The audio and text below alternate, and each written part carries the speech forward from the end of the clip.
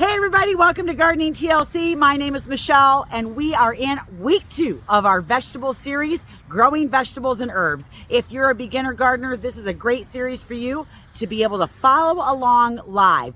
We are going to be using average last frost date as our growing guide, so no matter where you are, you can adjust it forward or back for your conditions. Right now in zone 5, which is where I live, we are 3 weeks in front of our average last frost date. So come along as we plant up all season long vegetables, herbs, and fruits. Let's go.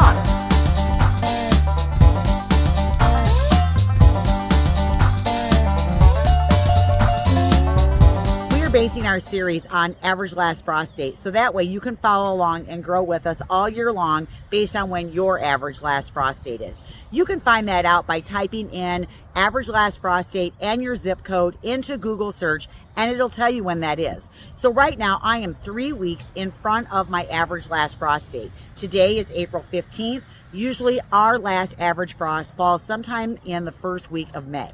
Now, when I was a little kid, it used to be later than that, but as I've seen things shift, it's more and more now like the first week in May. Now, your average last frost date doesn't mean that you'll never get a frost. It basically just means on average you won't get one, but you still need to pay attention to nighttime temperatures. Anytime your temperature is going to dip below 28 degrees, even if it's a cool season crop, you need to get out and cover your crops with a cloche, frost cloth, something to protect them through that really cold night that you're going to get. Now here I have nothing in the forecast giving me really cold nights, so I'm good to go. Also, on Fridays, I will be posting little shorts that kind of give you a highlight or a preview of what we're going to do on Monday. So this Friday I said, guess what we're planting? Some of our cool season transplants, and it was time to harden them off. Now the good news is, even if you aren't ready tonight to plant yours, you can still go get them. It's not like there's a one-day window to plant all of this stuff, because guess what? I'm going to succession plant a lot of it because I can't eat 16 heads of broccoli all at once. I'm going to plant 8 heads of broccoli today, 4 of which we'll probably eat when they're ready, and 4 of which I'll probably preserve and then put up for the winter. So that's kind of how I do it throughout the whole season, so I can manage all of my crops. So on Friday, I told you the different ones that I was going to do. I did forget the broccoli. I am going to do broccoli, but we have hardened these off over the last 3 to 4 days. And basically what I did was I took them outside every single day. I put them in a protected area. The first day I left them out for like 4 hours, and then 6, and then I left them out for practically the whole day yesterday. And now today they're ready to go in the ground without freaking out. Now the other thing that I'm going to do is check the temperature of my soil. Last week we were over 50 degrees, so we are well within the range of what temperature we want the soil to be to plant any of these cool season crops. So what are cool season crops that we can put in the ground right now? If you're about 3 weeks in front of your average last frost date, well, broccoli would be one of them. Brussels sprouts would be another. Any of your head cabbages, if you bought those as transplants, or you can start them from seed. Celery would be one.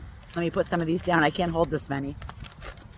I actually have 3 different kinds of head lettuce, and we'll go over those in a minute. Cauliflower would be one, kohlrabi, peas if you can find pea transplants, or you can start those right from seed. Okra would be another one. And again, last week we planted all of our seeds. We planted root crops like radishes, turnips, beets, carrots, a lot of leafy greens like Swiss chard, lettuce, spinach. We also planted kale. And this week we're actually going to plant some arugula. And then next week we'll plant all of those leafy vegetables again, so that we can manage what it is that's coming up and it doesn't all come up at the same time. Because it's overwhelming if you plant, I'm not kidding, just plant 1 package of lettuce seeds and you will have so much lettuce you'll be giving it to everybody you know. So I succession plant a little at a time, and I do it every other week. And I usually do about 3 sowings because that's about all I can eat and give away. So let's go ahead and talk about the different ones that we're going to put in today. So one of the things that I'm going to talk about is kind of what I do with each of my vegetables as I go. I'm not going to totally drown you with every bit of information there is about broccoli because you won't remember it. And so some of it I'm going to talk about like the general care of it, but then as we actually are growing it, I'm going to show you what I'm doing. So I like broccoli, and a lot of people are like, I hate broccoli, but I love it, and I grow a lot of it, and I freeze a lot of it. Now this one here is called Destiny, and today we're going to plant 8. These are just little 4-packs And I brought these in. I didn't grow these. I brought these in from a grower. And what you're looking for when you buy them are these nice white healthy root systems.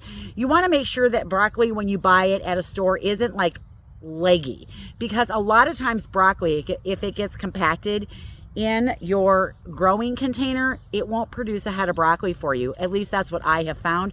And so I always look for the little young ones like this that look really healthy and they're kind of small. I like to buy them in 4-packs because it's more economical. Now, when I put these in, I am going to side dress these with a starter fertilizer to get them going. And then I'm going to fertilize them again when they're about half grown.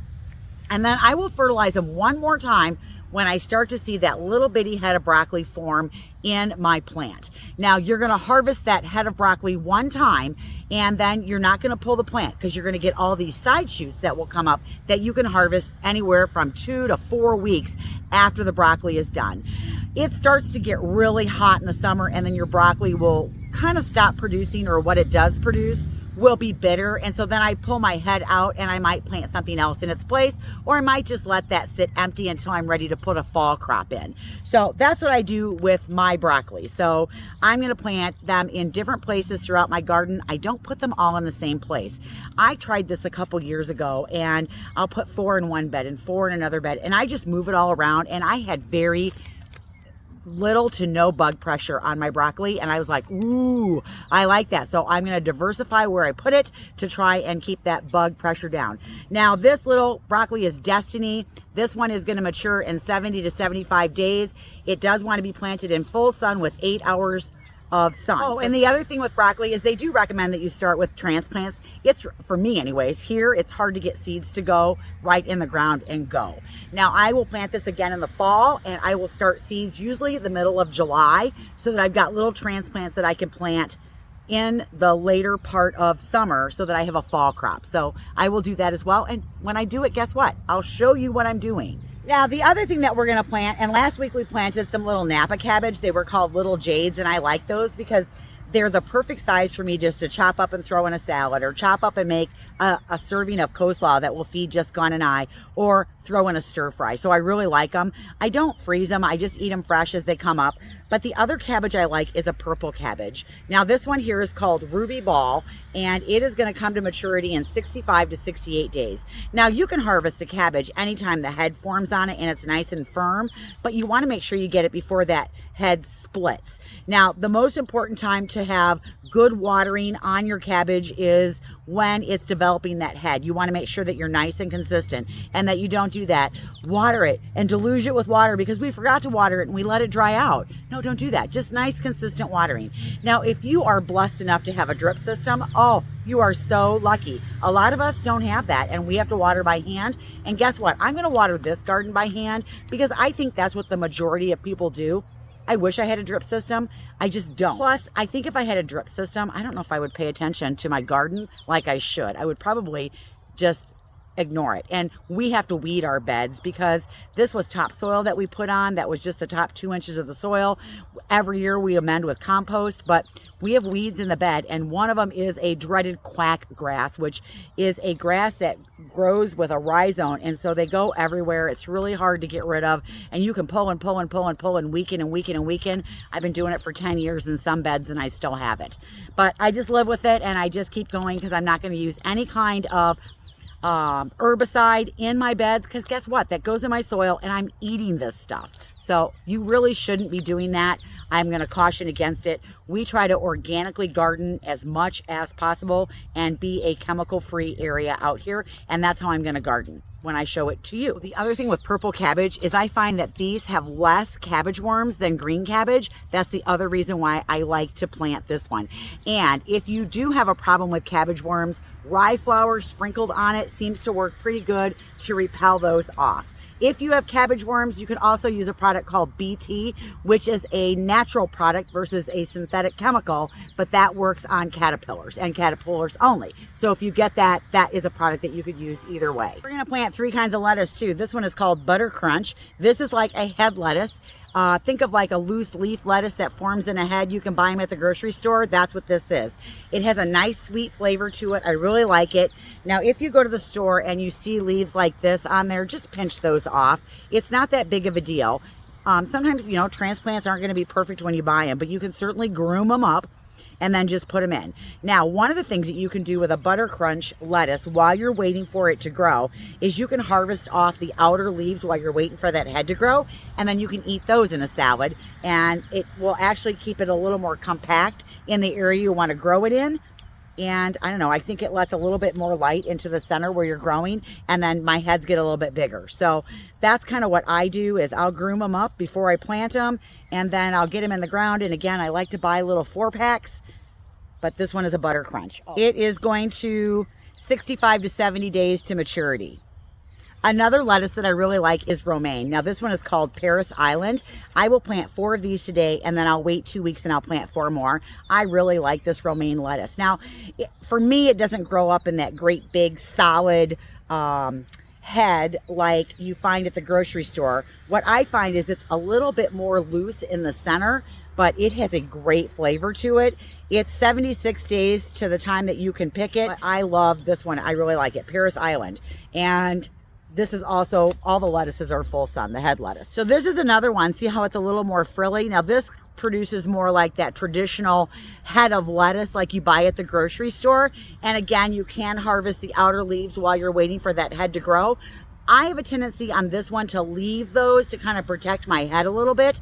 This one does take 80 to 90 days to get to maturity. So you want to get these in the ground as early as you can if you don't want to hit the heat of the summer. So this one here is called Great Lakes. All right, this is a new one for me this year. I've never grown celery in my life because it's so cheap in the grocery store. I don't want to waste my garden space on it. I am growing this for you so that you can see how to do it, because I do know at some point we have to blanch this. And I know that means we kind of have to like pull it all together and protect it. And anyways, we're going to grow celery together, 4 little stalks of it.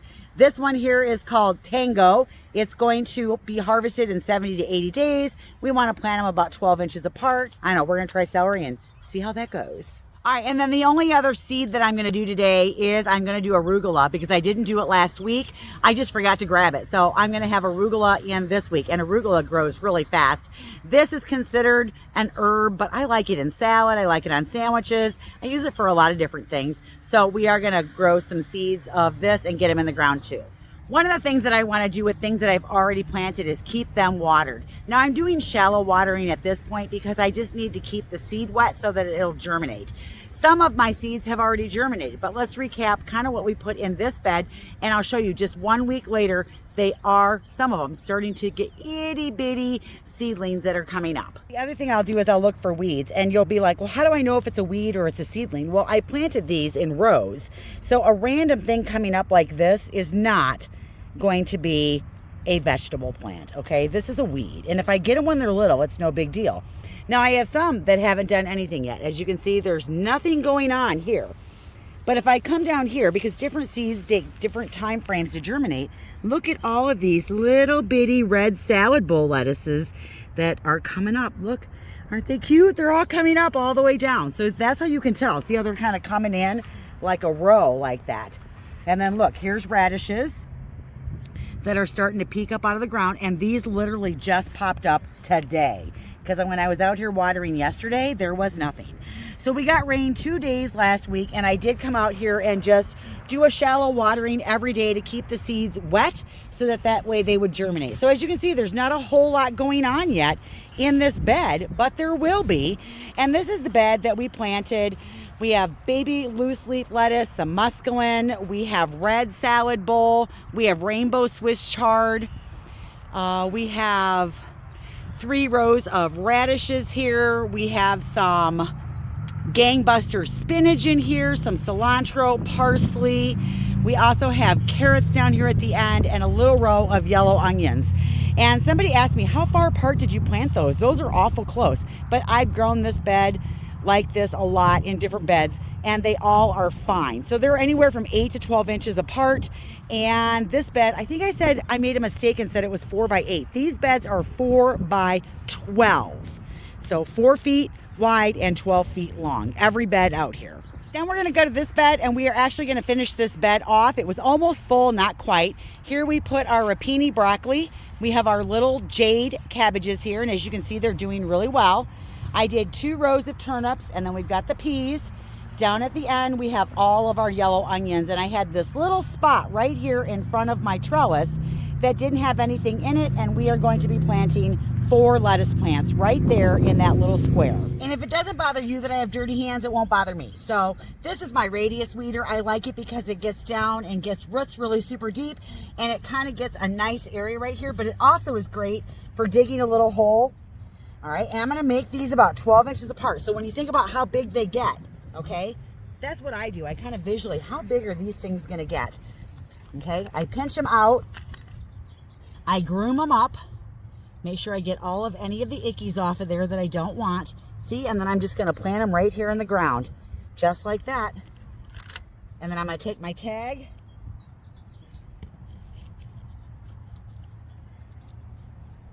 get my tag in the ground, and I'm just pinching off anything I don't want. All right, we are getting ready to finish planting out our 3rd bed. They are 4 by 12. So this first bed here belongs to somebody else that gardens here, so I don't garden in that one. That's the bed that has all the leafy vegetables in it.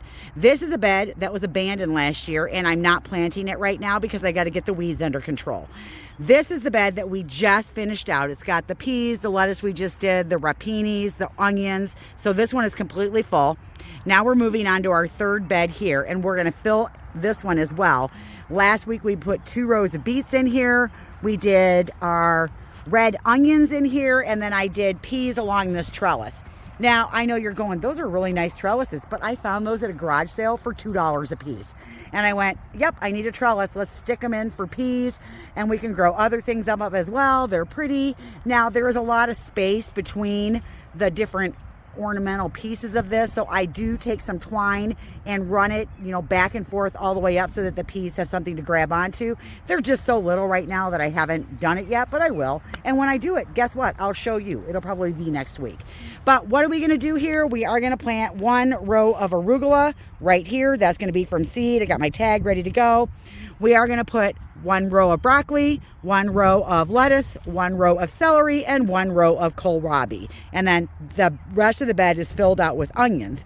We'll side dress all of these with fertilizer, and then this bed will be 100% full as well. And that will be 3 full beds so far. All right, arugula, make my furrow, open my seeds. See, and they're just little bitty. Can you see them? Little bitty round seeds. A little bit more than that. Oh, and another thing too, when you're working with your seed packet and it's open, you need to secure it someplace. Don't just lay it down, because if it's a windy day, those aren't very heavy, and the wind will take your seed packet, and the next thing you know, all of your seeds will be everywhere you don't want them to be. So make sure you're doing that. All right, so I've basically scattered it all the way up, and then I'm just going to cover this up, and then I'm going to put my tag in. Okay, so now I'm going to plant the rest of my crops. I'm going to put my broccoli here. I'm going to pop these out. 1, 2, 3, 4. And this one tells me that I want to space them 20 to 30 inches apart. But I can tell you, I have grown 4 broccoli in a row in these beds for years, and they fit. So if you're square foot gardening, just think about, you know, and they will touch, I guarantee you, when it's all said and done. Okay, so I'm going to put my little broccoli in here. And I do try to plant in a straight line. If you have trouble planting in a straight line, make yourself a string line. Okay, so those are done. All right, the next one I'm going to do is I think this is Paris Island. Yep, Paris Island romaine lettuce. And I'm going to do the same thing. 1,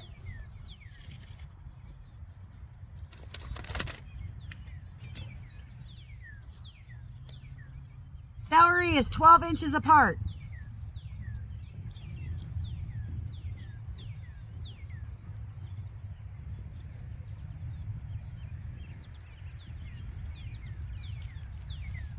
Got some nice earthworm activity going on in here. This is not the first one I've seen. I've seen them all over the place. So that means you have healthy soil. That's a really good sign.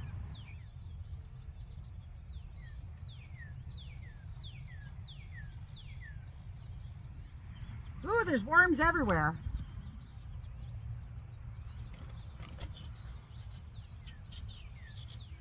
I save 2-liter pop bottles for more than just doing winter sowing in. So I collect these all winter long, and I have a box of them in my garage. And basically what I did was I cut the top off. Now, I didn't put any holes in here whatsoever, because if I know that I'm gonna get a frost, I grab my box, I throw it in my trunk, I drive over here, and then I take this and I put it over the top of my plants, and it's like a cloche to protect it from temperatures under 28 degrees if we know we've got a frost coming, and it's super fast and easy to do. I find that with shade cloth, I have to, if it's windy, it's really hard to get it on. I got to go get bricks, secure it in place, and then there might still be gaps where it lifts up, and sometimes it smashes my plants, and I just think this is so much easier. Because my soil has been cultivated, see, I can just put this on here, twist it into the soil just like that, and then the next morning, once it warms up over 34 degrees, I just come and pick it up off of there, ta-da, throw them back in my box, and that's it. So this is the last bed that I'm going to plant up. I have more peas down here because I spread them out in 3 different beds. I also have some Brussels sprouts and some rapini that we put in here last week, and then we're gonna finish off the bed. We basically have this side of the bed to do, and we are gonna plant the rest of the lettuce, some more broccoli. Oh, and the cabbage is gonna go in here. And I ended up having 4 packs of broccoli, so today I did plant out 12 broccoli instead of 8. I've already hardened it off, so I'm just going to plant it.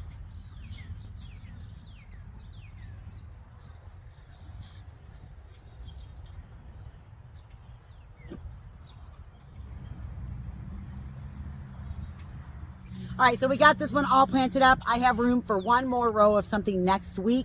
I don't know what that'll be. We'll figure it out next week.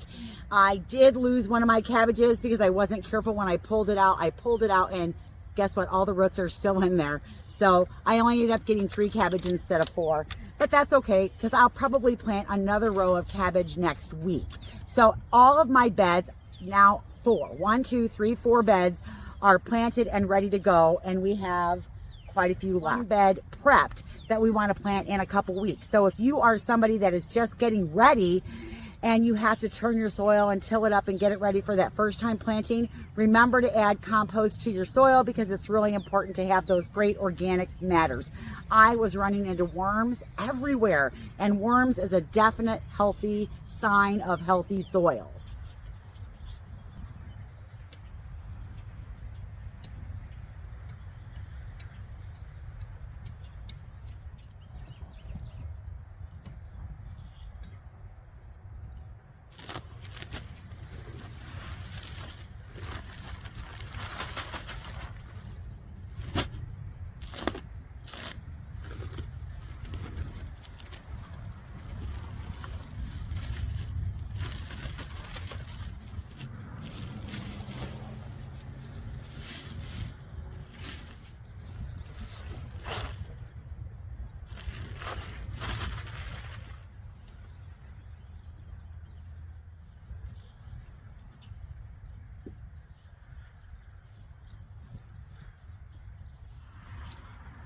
All right, all the weeds gone, check. We used cow manure compost on top, check. If you're wondering what these plants are right here, there are garlic chives and onion chives, and then beyond that is lavender. It's not time to cut the lavender back yet. Maybe next week or maybe the week after. It depends on what the temperatures do. With lavender, I don't really cut it back until I start to see the new growth come up, and then we'll cut that back, and we'll harvest lavender too throughout the summer. So this bed will be ready to go in a couple weeks. I want the compost to kind of just sit here for a little bit. Okay, so I'm all done planting for today. And if you're thinking, gosh, this seems like a lot of time, just remember, it's really, once you prep the bed, planting part is easy. So if I think about how much time I spent the very first week where I cultivated the beds out, got the weeds out, and planted, I probably spent an hour. Today I spent, and this is moving my cameras around, I spent 45 minutes out here. Now I am going to fertilize with my Gardener Special, my 11-15-11. This is by Fertilome. I'm going to just sprinkle it on the top of the beds where I've planted new stuff, and then I'm going to water everything in, and that'll be it for today.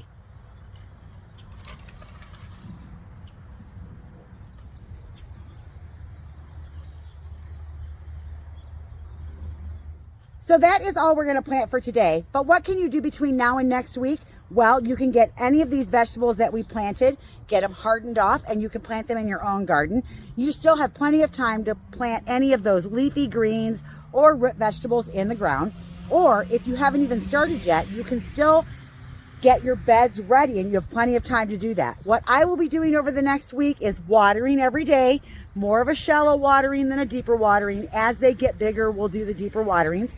I'm also going to get some other beds ready. So we'll be planting in these 3 beds next week, and we'll be planting some things in a little bit of shade. So we'll talk about plants that you can grow that are, see, as you can see right now, this one is, see, it's in shade. And so I grow lots of things in this bed. And so we'll talk about things that you can get away with, some shade as well. So hopefully you learned some things today. Follow along every Monday to get all of those wonderful growing tips. Grow along with us, and you'll have a bountiful crop at the end of the year, or throughout the season actually, that you can say, I grew this and I'm going to eat this. I'm Michelle. Thanks so much for watching. We'll see you next week. Bye, everybody.